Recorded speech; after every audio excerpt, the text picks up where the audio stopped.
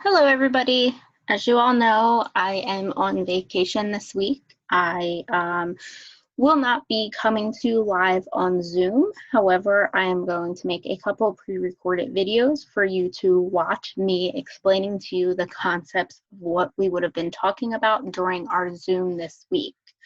I'm also going to make a video that shows you all of your assignments, just so there's no question of what you are responsible for completing, but that will be in a quicker, shorter video after this one. This video will be pretty long, so grab a drink, grab something to eat, and hunker down, because we are going to talk about the Progressive Era, the Industrial Revolution, World War I, and the Great Depression. First things first, let's start with the Progressive Era. Also, I'm uploading all of these videos as YouTube links, so hopefully you have been able to access this video pretty easily and you won't have any technical difficulties. So the Progressive Era is first. Let's talk about that. See why this is doing that. Okay. All right, so this crash course video, like all the other crash course videos I've been posting, I'm gonna put them in the Google Classroom. You're welcome to watch it if you wish. It will be about a 13 or 14-minute video. Industrialization, a world war, and a bust and boom economy led to major social and economic changes in the first half of the 20th century. 20th century, we're going into now, that is the 1900s. So anything from like 1900 on up until 1999. I know we're just talking about the Civil War and everything. Prior to that, the video I'm going to show you in a couple minutes will show you what happened between the Civil War and before the 1900s. But a couple wars, you know, with some other small countries, a couple other things went on. We're going to talk about them. Pretty brief though. All right, the Progressive Era was a period of widespread social activism and political reform across the United States that spanned the 1890s to the 1920s. The main objective of the progressive movement were addressing problems caused by industrialization, urbanization, immigration, and political corruption. And just read that. Now here's a crash course video I'm also going to put in the Google Classroom. This is just about the Industrial Revolution. Throughout the Progressive Era, we see the U.S. emerge as a major world power, meaning the U.S. now has the economy and the funds to invest in other countries and their own. The people of the U.S. were doing this, and so was the government. A lot of money was being traded in stock markets, business startups, the housing market, and on household items, including cars. Who did we want to sell goods to? People in Africa, Asia, and Latin America had access to rich natural resources. The nation thought at the time was that people in those areas might want to buy our goods, and we needed to give them access to them. And in return, we could buy their resources. To promote industrial growth and increase power, the U.S. became imperialist. Imperialism is not a new term. It had been used for many years before the U.S. became their imperialistic selves. So imperialism was big between 1870 and 1914. Imperialism is the policy by which a stronger nation extends economic, military, and/or political control over a weaker nation or region. Imperialism is not a new concept. European nations had been engaging in imperialism for many centuries. That's how Europe controlled Africa. That's how Europe controlled the colonists. They were weaker. They didn't know any better. In the 1890s, the United States joined in. To become imperialist, the U.S. had to show their power. They declared war on Spain in 1898. That starts the Spanish-American War. In the beginning, the United States was not happy with the mistreatment of Cuba by Spain. The United States figured because Cuba was close to us and could become a valuable nation of resources and trade for us, we needed to defend them when they were being mistreated.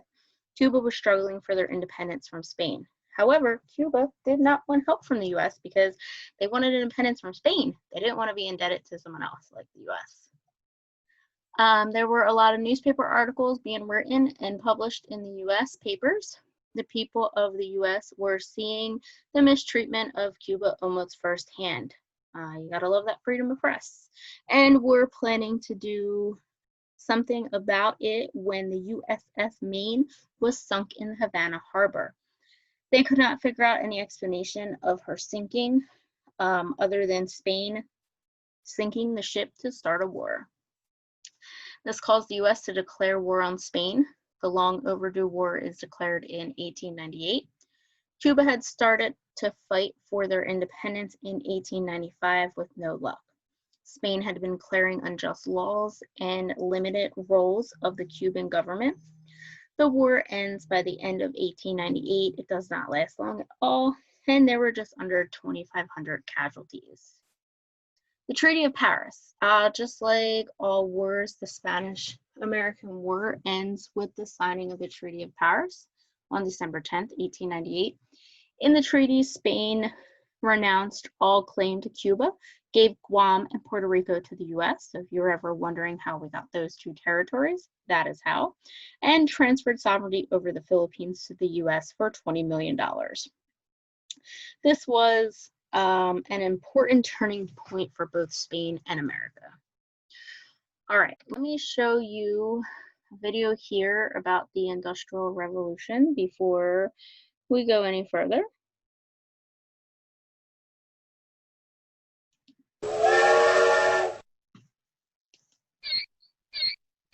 Hey, not so fast!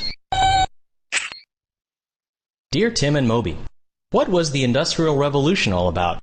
From Marcia. The period from the mid-1700s to the early 1900s is called the Industrial Revolution because of all the technological advances made. A huge number of inventions during this 150-year period completely changed the way people lived and worked. There were two different revolutionary periods. They're called the First and Second Industrial Revolutions. The first one covers the mid-1700s all the way up to around 1850. It started in England with three major inventions. One was the steam engine, perfected by Scottish engineer James Watt. Steam power was used to quickly manufacture things that used to rely on manpower. For example, the second major invention of this time, the powered loom. Oh, a loom is a machine that makes cloth out of thread. The new powered looms made cloth much, much faster than any person could. The third invention of this period was a new furnace for making steel. England used its vast resources of coal to power these new machines. All these industries were centered in large towns and cities. People started leaving their farm jobs in the country to come work in the city, in factories. Meanwhile, cotton plantations in the southern United States needed to keep up with the demand for raw materials from British cloth factories. So the American Eli Whitney invented the cotton gin. It picked seeds out of raw cotton much faster than a person could by hand. And in the northern U.S., factories pioneered the assembly line. The assembly line made it easier and faster to build things by making workers responsible for just one part of the process. Check out our assembly line movie to find out more. So that was the first Industrial Revolution. The second one covered the late 1800s, and it was led by the United States. For one, there were huge advances in transportation and communication, with the railroad, telegraph, telephone, and steamship. These advances made it easier to transport goods and information. Without them, the world economy would never have grown the way it did. Another big area of improvement was the harnessing of electricity. This was a cheaper, more flexible power source than the steam engine. It led to the invention of the light bulb, trolleys, subways, the radio, and lots more. The third advance was the use of scientific discoveries in making consumer goods. The automobile would never have been mass-produced without this major shift in industrial thought. Of course, cars would never have been possible without the invention of commercial oil wells. The U.S. drilled lots of oil during the Second Revolution. By the time the 20th century rolled around, the Industrial Revolution had changed Europe and the U.S. from farming societies to industrial societies. Lots of new wealth was created, and a new class of society, the middle class, was born. Of course, burning all that coal and oil, there was quite a bit of pollution. In addition, social conditions didn't always get better, and in many cases, they got worse. For instance, instead of going to school, children were expected to work more than ever, and for very little pay. and before laws were passed to regulate industry, many of the conditions inside factories could be both dangerous and, well, gross. Still, it really was an earth-shaking revolution. Almost every aspect of modern life has some connection to the Industrial Revolution. Uh-oh. Faster, faster!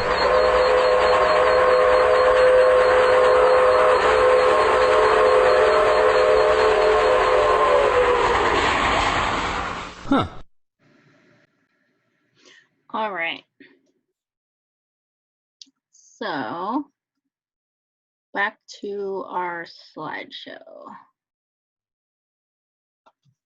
All right, so leading up to all of the industrialization, the changes that were made in the country really leads us right into World War I. And I mean, being honest, World War I really wasn't a fight that all that concerned the U.S. until there were some sinks that there were some ships that were sunk. That, you know, the only way we could really explain their mysterious sinking was by, you know, enemy targets. So hear me out first, okay, with World War I here. All right, we got another video we're gonna watch. I didn't think that was that soon. All right, here we go.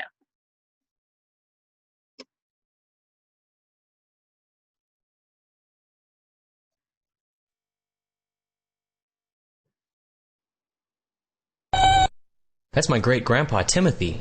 I was named after him. He was a medic in World War I. I don't know who he was named after. Dear Tim and Moby, why was World War I called the Great War? From Abby. No, it wasn't a fun time. People called it the Great War because World War I was bigger than any war that came before it. A lot of new military technology like airplanes, submarines, machine guns, heavy artillery, and even poison gas were used during World War I. This new technology made for a lot of casualties. 9 million soldiers died, and 23 million more were wounded. Well, it all started on June 28, 1914, when a Serbian man assassinated Archduke Franz Ferdinand. Ferdinand was in line to be king of Austria-Hungary, a powerful empire in the center of Europe. A month after the assassination, Austria-Hungary declared war on Serbia. It's complicated.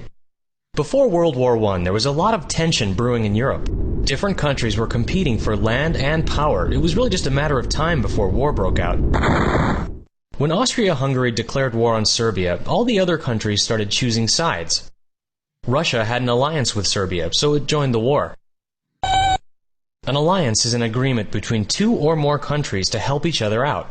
Europe had so many alliances going on that what began as a conflict between two countries became a huge war between many. On one side, the Allied powers included Serbia, France, Belgium, Russia, and Great Britain. On the other side, the Central Powers were Austria-Hungary, Germany, Bulgaria, and the Ottoman Empire. Most of the fighting took place in Belgium and France, with the German army doing most of the work for the Central Powers. Up-close fighting in trenches called trench warfare was a big part of World War I. Battles raged on without either side gaining an inch. The Battle of the Somme in 1916 lasted for months. Some 300,000 soldiers died, and about 1 million more were injured, and the Allies gained less than 10 kilometers of land. Woodrow Wilson, the American president, tried to keep the U.S. out of the war. Along with many Americans, he saw this as a European conflict and wanted nothing to do with it. But two major events forced him to enter the war. On May 7, 1915, a German submarine sank a British ocean liner called the Lusitania, and 128 American civilians died. In February of 1917, the Zimmermann telegram was discovered. The German government was asking Mexico to join the war. In return, Germany would help Mexico take a bunch of southwestern states back from the United States. Also, an internal revolution caused Russia to pull out of the war in 1917, making the Allied forces desperate for help. The U.S. entered the war on the side of the Allies in April of 1917. Congress passed the Selective Service Act, saying that all men between the ages of 21 and 31 had to sign up for military service. The U.S. drafted 3 million people. That included 350,000 African Americans. Most American soldiers fought in France. With the help of America, the Allies started winning. Big battles like the Argonne and the Second Battle of the Marne pushed the German armies back. On November 11, 1918, the Germans agreed to an armistice, or ceasefire. The Treaty of Versailles made Germany accept blame for the war and pay the Allies $33 billion in war reparations. President Wilson argued for less harsh measures in his famous 14-point plan for peace, but he was overruled. Many historians believe that the Treaty of Versailles was partly to blame for World War II 20 years later. Please don't do that. All right. So back to my notes now. All right, so the next war the U.S. would engage in would be World War I, and by the 1920s, the U.S. would be considered a superpower in economic growth until the Great Depression would hit in 1929.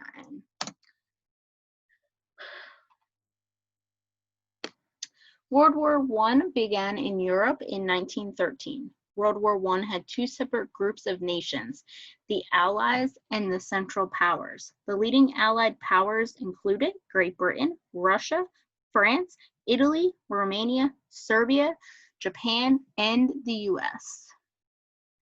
Leading Central Powers were Germany, Austria-Hungary, the Ottoman Empire, which is today Turkey, and Bulgaria. Here is a map just to show you the proximity of where the countries were that were fighting. All of the green are together and all of the red were fighting together. Feel free to pause on this map if you want to get a better look at it, this map, and there's going to be a couple more. Here's another one. Shows you that this was the map in 1914 while the fighting was going on. And here is another one, just like a main map of what you would see today. Down here in the right-hand corner, you see Turkey is Turkey. So this is more of an updated map of where the lines for the countries are. The two sides fought for 3 years. The war went on for 3 years before the U.S. joined in 1917. The war was a deadly stalemate at the time. The fighting got worse, and neither side would surrender. The U.S. joined after Germany sunk American ships.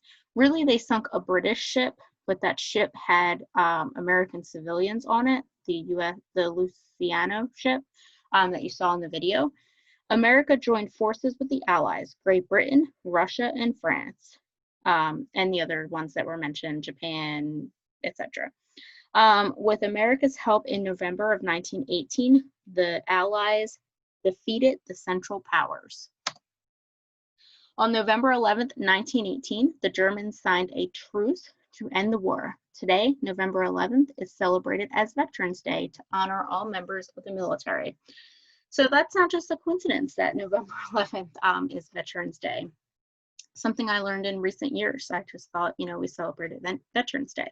I didn't know that it was because it was the true ending of World War I. Victory for the Allied powers. By the time the Allied powers claimed their victory, more than 16 million people, soldiers, and civilians were dead. The destruction the war left behind was so bad some people called World War I the war to end all wars. But that would not be true. What started the war? Here is a map of deadly wars. So World War II was actually more deadly than World War I. The Civil War was the most deadly because it was fought between two sides that were both the United States. What started the war was Archduke Franz Ferdinand is assassinated. Tensions had been brewing throughout Europe, especially in the Balkan region, Bosnia and Serbia. Archduke Franz Ferdinand, heir to the Austria-Hungarian Empire, is shot to death along with his wife by a Serbian nationalist in Sarajevo, Bosnia. This is the spark of World War I. Technically doesn't involve the U.S. at all, but, sink some ships, that declares some war. To convince that Austria-Hungary was preparing for war, the Allied powers lined up against Austria-Hungary and Germany, and World War I began. Here's another map. And the Treaty of Versailles is what ends World War I. So like all wars, all conflicts are always ended with a written treaty signed by all parts. This treaty, however, was primarily written by the Allied powers with little input from Germany. This little key factor doesn't become important until about 1934. In the end, the treaty blamed Germany for the war and made it mostly their responsibility to clean up the mess, meaning pay millions and millions of dollars in war debt, leaving Germany in desperate need for help. The people of Germany are so desperate for food, money, and housing that they believe in every word Adolf Hitler says, allowing him to rise to power.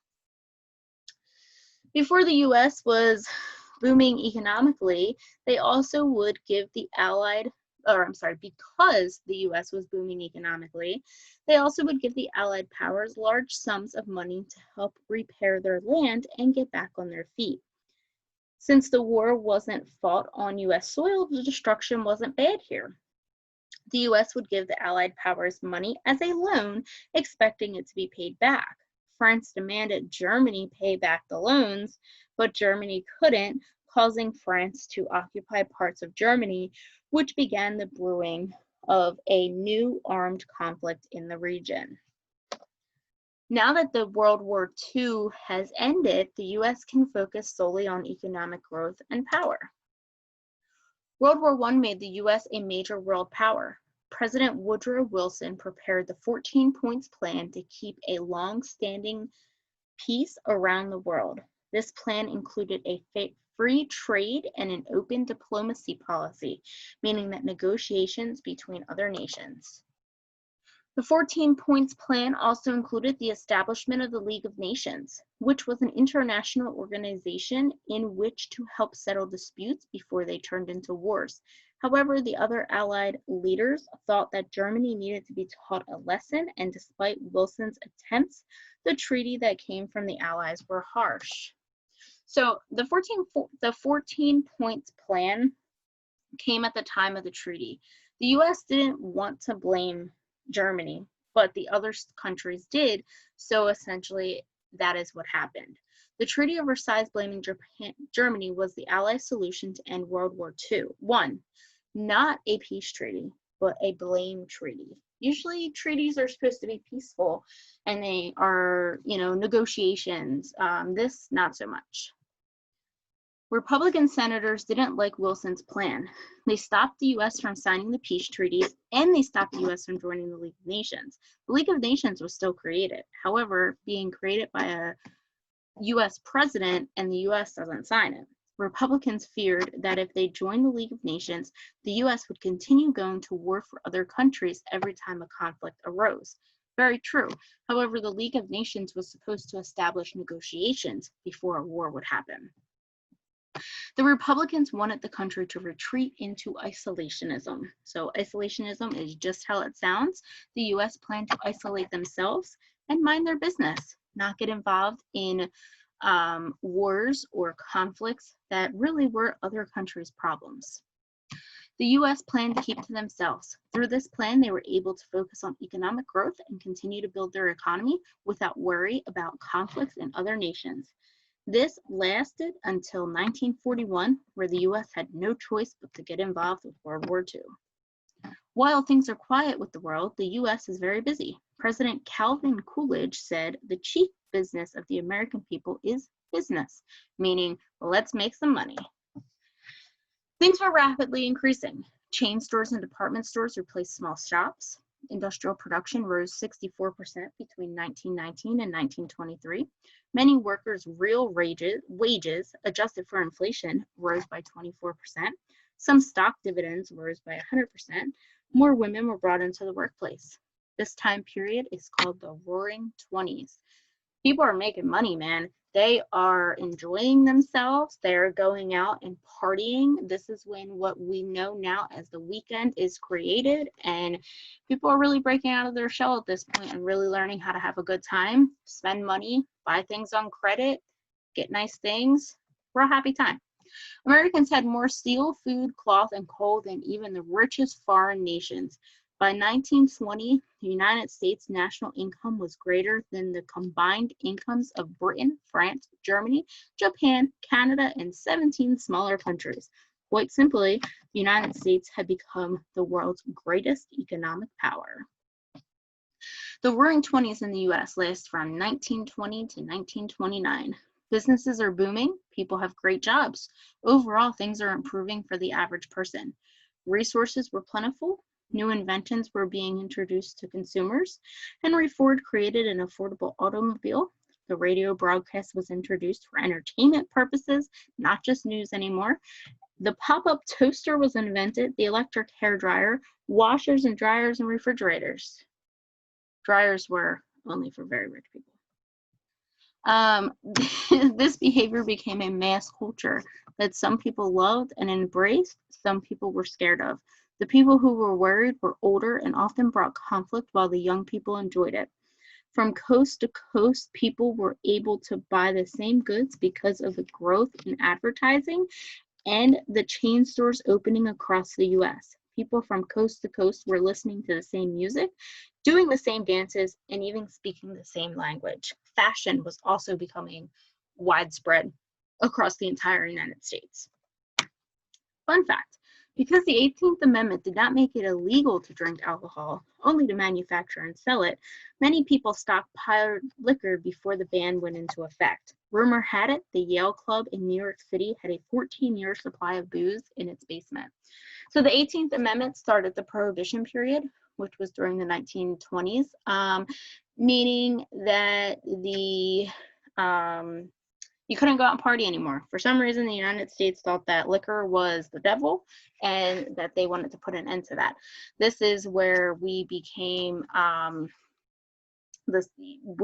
speakeasy country, where you had to have a password to get into a bar and go drink in the back basement or whatever you could get into in order to be able to party. This is where like illegal poker rooms would pop up because people would want to drink while they, played poker.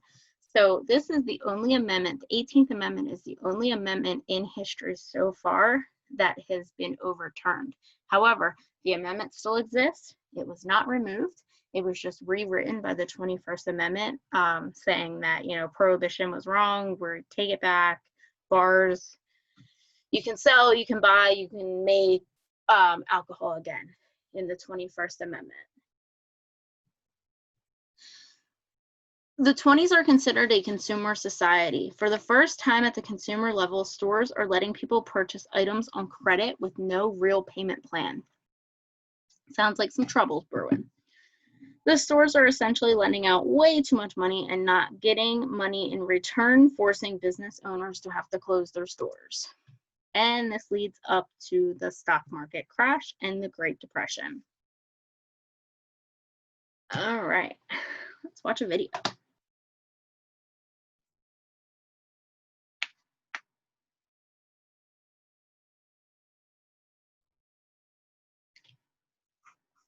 Moby?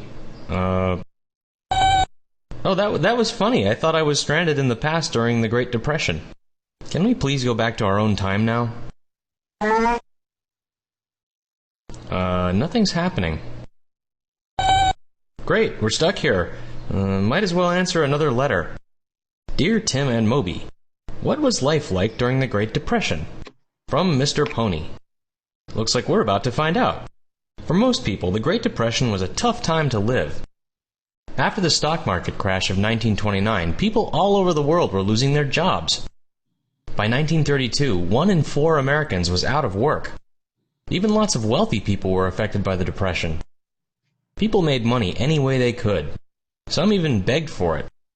Until it was outlawed, even kids went to work to help their families eat. Some families relied on bread lines where government workers handed out food to whoever needed it. And remember, this was before the Civil Rights Movement. So however hard life was in the 1930s, you can bet it was twice as bad for African Americans and other minorities. In the cities, unions organized huge protests over bad working conditions and unpaid wages. They organized sit-down strikes where workers would show up at their jobs and do nothing. Unions gained a lot of influence during the Depression. Hey, let's catch that train! Across the country, young men who couldn't find work lived as hobos. They rode around on trains and camped at night. Farmers may have had the toughest time during the Depression. A long drought hit the Great Plains and dried out a lot of farmland. It caused huge dust storms. The entire area was called the Dust Bowl. With all those farms ruined, millions of people left their homes and tried to make a new life in California. Things weren't much better out there. John Steinbeck wrote all about this in his book, The Grapes of Wrath. With times as hard as they were, people turned to the movies to cheer them up. They wanted to forget about their troubles, so comedians like the Marx Brothers and Charlie Chaplin were real popular. Even the music and dancing got a little bit sillier. I guess that just goes to show you that even in the toughest times, people can find something to smile about. Speaking of music, radio brought African American music to a whole new audience. Musicians like Louis Armstrong and Duke Ellington were adored across the country. You can find out more about them in our Harlem Renaissance movie. People who lived through the Depression were scarred by it in ways we can't imagine. Many have said that their family life suffered because everyone was so busy trying to find work. Things didn't get better till around 1940, and then there was a war to deal with. That's a whole different movie, though. If any of your grandparents were alive then, you can ask them about it. It's solar-powered. Alright, and then I do have one more video that I want us to watch, but I'm going to talk a little bit first before we watch it. I just want to open it up. Alright. So the stock market crash. Everyone from millionaires to the working class invested their savings into the stock market. The stock market rapidly expanded. Hold on one second. Rapidly expanded beyond what it could control, reaching its peak in August of 1929.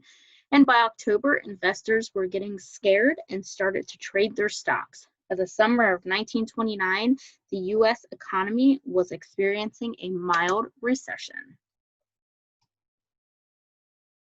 The first wave of the crash came on October 24th, 1929. This is known as Black Thursday. Investors traded 12.9 million shares in stocks. That's not $12.9 million per se, it's just 12.9 million shares. That could have been worth who knows how much. The second and most devastating and famous wave of the crash came on October 29th, 1929, and this was known as Black Tuesday. Investors traded another 16 million shares. Investors, homeowners, all citizens of the United States began to panic. Fun fact, Black Thursday, Black Tuesday, Black Friday, that's where the term Black Friday comes from, is because when the stock market crashed, it basically like sliced the stock market's value in half. So that's where the term Black Friday comes from with shopping for the day after Thanksgiving, because it's where stores are supposed to slash their prices in half, and you're supposed to be able to get the best deal that you can find on what is now known as Black Friday. Many Americans who were forced to buy stuff on credit went into debt quick. They lost their homes, couldn't afford food, people were homeless. Looking everywhere for jobs, they would do anything to have food to feed their families. President Herbert Hoover gave Americans false hope for improvement. Times would continue to get worse. By 1930, 4 million people would be looking for jobs. By 1931, the number would rise to 6 million. Industrial production would drop by half. Farmers couldn't afford to harvest their crops anymore. The lines for bread and soup kitchens became longer and longer each day. And President Herbert Hoover did such a bad job, people began to nickname the homeless camps as Hoovervilles. President Herbert Hoover was a Republican, and he did not think that it was his job in any way, shape, or form to fix the economy. As the U.S. government was created, they wanted to keep the economy separate. They wanted to keep the economy as a laissez-faire economy, meaning hands off by the government. However, as time went on and our economy grew and grew and grew and trade grew and the stock market became a thing, it became evident that if the president didn't have any say over the economy, we would never get out of the Great Depression. People would continue to just be unemployed, lose their homes, and not be able to buy food. Farmers couldn't afford to harvest their crops anymore, so where are we getting food from? Back in the 1920s, 1930s, they didn't have all that processed food that we have today that's made in factories out of Lord knows what. So it kind of became a point where Herbert Hoover refused to help his people, so the people elected a Democrat who said, I have a plan and I'm going to fix this country. And he did. He is known as Franklin D. Roosevelt. Now, many, many problems came around him too, but he offered relief and hope and help. And he was a very calming man who gave America hope for becoming, out of this hole of a Great Depression. When the Depression hit, the U.S. didn't have any unemployment compensation for its workers. There was little welfare and no Social Security. So before 1929, or 1934, really, you didn't pay a FICA tax, which is the federal income something or another. That is what comes out of your paycheck every week to pay towards your Social Security retirement, to pay for your workers' compensation if you get hurt, to pay for your unemployment if you lose your job for whatever reason. There were no taxes like that beforehand. People barely had a retirement. The only way they had a retirement was if their company that they worked for offered to set it up for them, similar to what a 401k is or a 403b is for today. There were no pensions, nothing like that. Then at this time, people who had set up 401ks and 403bs, guess what? No money left, because the people who set them up for them took it all and used it elsewhere. So it was very hard for people to get any type of financial relief. At this time, a loaf of bread was worth way more than a dollar bill. Private companies who specialized in welfare couldn't help the millions of people who needed assistance. And this is why FDR realized that there needed to be a nationwide plan. President Hoover's belief. Hoover was a Republican. He believed that the government should not intervene with the economy, laissez-faire, meaning hands off the economy by the government. He believed it was not the government's responsibility to fix this. He didn't feel like creating jobs and providing economic reliefs for the citizens was his responsibility. This is where FDR gets introduced. When FDR took office, he closed the banks and he let Congress rewrite banking policies. He addressed the public directly over the radio at night in what he called fireside chats. If you look up fireside chats on YouTube, they're pretty interesting. I don't play them in class, but hey, if you're bored, look them up. In his first 100 days, he came up with reforms that stabilized industry and agriculture, created jobs, and stimulated recovery. He created the FDIC to protect bank accounts, and he put policies to regulate the stock market. Keep in mind, for all of us millionaires out there, I don't know who that is, but you never know. The FDIC only protects your money in one bank up to $250,000. So if you have more than $250,000 at Wells Fargo, move the remaining over to like TD or something. And then you'll be protected for another $250,000 over at TD. So it only protects you up to $250,000. So if you have more than that in one bank account, then you won't be protected for anything over $250,000. FDR gave the people hope through real programs that turned the economy around. FDR's New Deal included Social Security, unemployment compensation. These programs were created to prevent a near economic collapse from happening again. The Works Progress Administration, WPA, gave public works jobs to thousands of people. He also created farming jobs. He also created jobs where people would go and build parks and clean them up. He also created jobs where people would go and work on construction. Anything that he could create to pay people was better than nothing. Some people went and worked basically for room and board and for $1 a day or for work clothes. Like these programs didn't pay people much money, but it got the economy back up and rolling, and it got people back on their feet. A lot of these programs were for single men who didn't have families to worry about. The people who did have families to worry about had to find jobs elsewhere that they could make a wage and support their families and send food home. Men who were single, who were young, they could go off in from Pennsylvania to Oregon to create roads and live in a camp, and it got them food and a roof over their head. Anything that he could do to help, he did. Although the New Deal didn't end the Depression, it made the federal government responsible for fixing economic crises that affect the citizens of America. The New Deal created income support programs as well as many new jobs. On top of it, the New Deal got many people off of unemployment. The unemployment rate rose from like 3%, which is an average. It's what we usually have in the United States, right now. Well, before COVID happened, but it rose up to 25% by 1934. It was the highest unemployment had ever been. And that's not collecting benefits. That's just people out of work, no pay. Labor unions benefited greatly from this. The New Deal established the idea of collective bargaining, meaning that employees could negotiate with their employers. So like you could negotiate with your boss for more money. The Congress of Industrial Organization, the CIO, founded in 1935, unionized 4 million industrial workers during 1935 to 1937.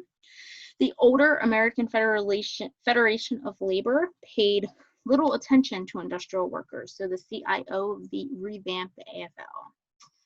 FDR didn't come into office and end the Depression instantly, but through his calm demeanor and well thought out plan, he was able to give the American people hope, and through the New Deal, he was able to gradually fix the economy.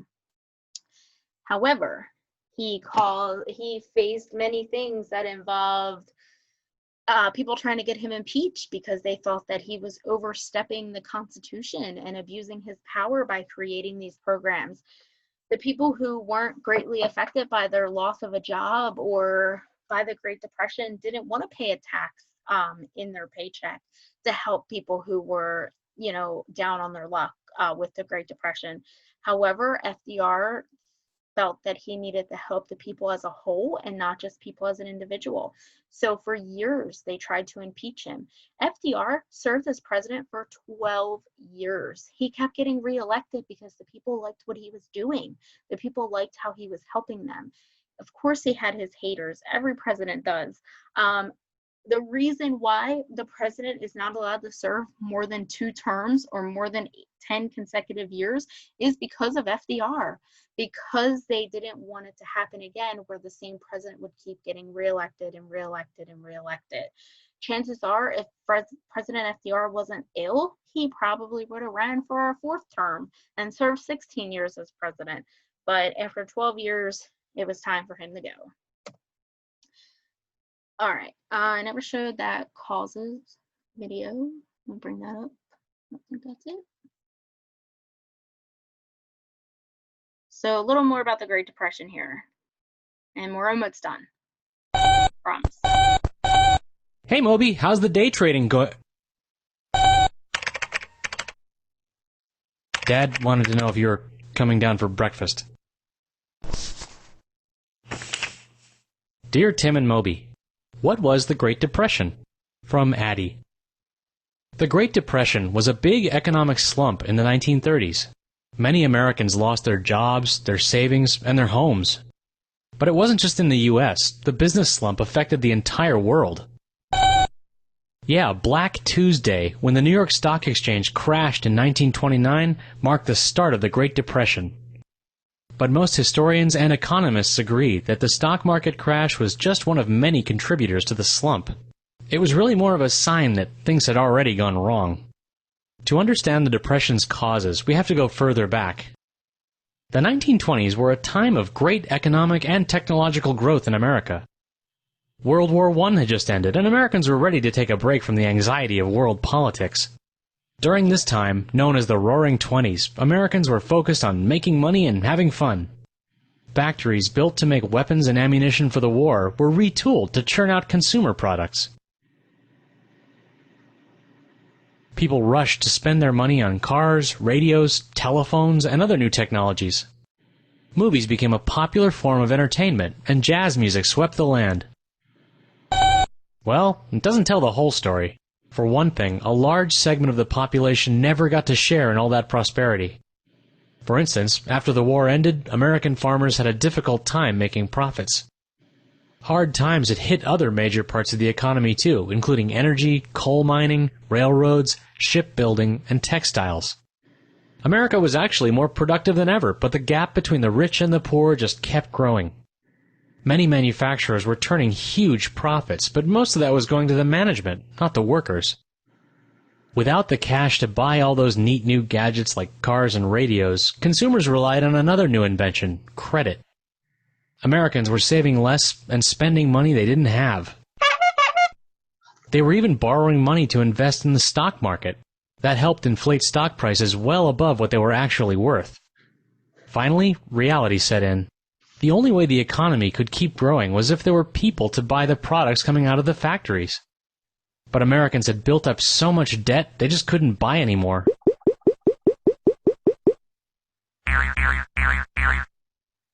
That led to factories shutting down, unemployment, and of course, a crash in stock prices. Well, economies naturally go through periods where there is more supply of products than demand. When that happens on a widespread level, you've got a recession, a period where the economy shrinks. There are lots of possible reasons for why the 1929 slowdown turned into a full-fledged depression, which is a longer, more severe recession. For one thing, American banks had been making risky loans throughout the 20s. When borrowers were unable to repay their loans, some banks failed. There was also literally less money to go around, and the Federal Reserve, America's central bank, didn't do anything about it. People everywhere started freaking out. They rushed to local banks to withdraw their money while they still could. When that happened, banks across the country went under and had to close, causing thousands of people to lose their life savings. Many historians also fault Herbert Hoover, the president in 1929, for making things even worse. He thought the key to ending panic was balancing the government's budget, so he raised taxes. That made consumers even less likely to spend, and businesses less likely to risk money on expansion. Finally, a 10-year drought hit the Great Plains in 1930, putting even more pressure on farmers. Well, most historians agree that massive government spending in preparation for World War II pulled America out of the Depression in the early 1940s. So today, when the economy slows, the government generally spends. It gives money back to Americans through tax cuts and financial support. And the Federal Reserve lowers interest rates, making it cheaper for people to borrow money. When people and businesses can borrow money easily, they're more likely to spend it and keep the economy humming along. That policy has kept recessions from turning into depressions ever since. Also, the Federal Deposit Insurance Corporation now insures people's bank deposits up to $250,000. Hello? It's for you. The Securities and Exchange Commission. Something about suspicious trading patterns?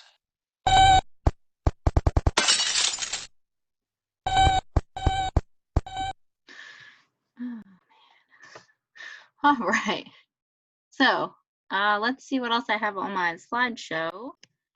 And then we might come back to this New Deal thing. The New Deal will also be posted in Google Classroom. Actually, I think that might be my last slide. It is. All right, then. We'll watch this one, and then I will tell you what all I'm posting in the Google Classroom for, we'll see, maybe. I am the great and powerful Tim. Tremble before my awesome... Dear Tim and Moby, what's the deal with the New Deal? From Cowboy. In order to understand the New Deal, we have to know about the Great Depression. It all started with the stock market crash of October 29th, 1929, better known as Black Tuesday. Well, the stock market crash itself didn't actually cause the Great Depression, it just sort of marked the beginning of a rough 10 years. By 1932, the unemployment rate in the United States hit 25%. That means 1 out of 4 people in the workforce had no job. Back then, if you lost your job, you didn't get any help from the government. So if you were out of work, you were on your own. Franklin Delano Roosevelt was elected president in 1932 when the Depression was at its worst. Roosevelt and his advisors had the idea that by giving people jobs and money, they would encourage people to spend and invest in the economy. They believed that spending would make companies more successful and spur them to hire new workers. FDR started his New Deal, a set of programs that would create jobs and give people money. He started by setting up what were called alphabet agencies like the FDIC, or Federal Deposit Insurance Corporation, which made sure that bank deposits were safe. The PWA, or Public Works Administration, created construction jobs for laborers. Other alphabet agencies helped out farmers, gave loans for new homes, and regulated the stock market. These New Deal programs made people and businesses feel more confident about the economy. The government also helped people by giving them food and money.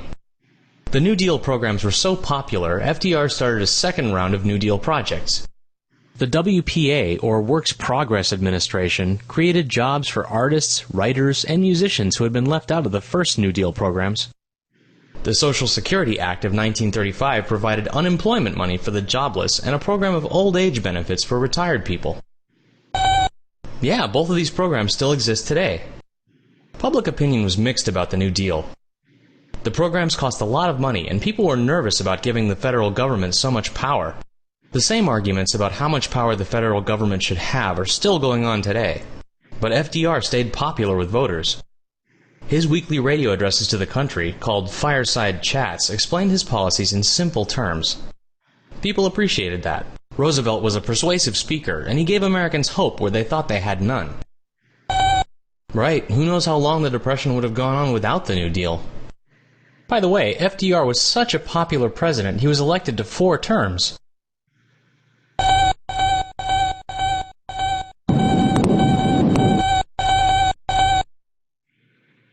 Okay, that was pretty impressive.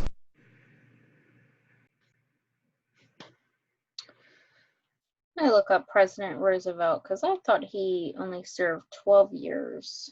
I think he president from 1933 to 1945. I think when he was elected to his 4th term, he actually died in office that first year. April 12th was his last day as president, and also April 12th is the day that he passed away. So FDR, he was confined to a wheelchair. I believe he had polio, and I guess that he died while in office. All right, so I'm going to come back on here in a different video, and I'm going to show you all of the stuff that I post on Google Classroom just so there's no confusion. I'm also going to post a part from his 4 Freedoms speech. Actually, no, that'll be next week because the 4 Freedom speech is for World War II. So no, just kidding. That'll be next week. So not only did FDR take us through the Great Depression, bring us out of the Great Depression, but he also led us through much of World War II until President Truman takes over and drops the atomic bombs on Japan. So he was really a president for a really long time and through a lot of stuff with the United States. So FDR, he really saw it all, and he fixed a lot too. So, all right. This is the end of the video for this week's lesson. I'm going to post these notes onto Google Classroom as well. If you want to read them on your own, feel free to go back and watch this video as many times as you need to. I know it's a little long. This will probably be your longest video for the week. Science isn't going to be this long. So with that being said, I hope this video was helpful, and I'm also going to post a Google Forms for you to ask questions if you need to, okay? So once you can put all your questions into Google Forms and I will be able to answer them. I might even come on a live video and answer them, or a pre-recorded video and answer them. We'll see how many questions I get, okay? All right, thank you for watching. I hope this was helpful. If you have any immediate questions, feel free to send me a text. And, I should have service, not 100% sure, but I'll get back to you when I can. All right, talk to you later. Bye.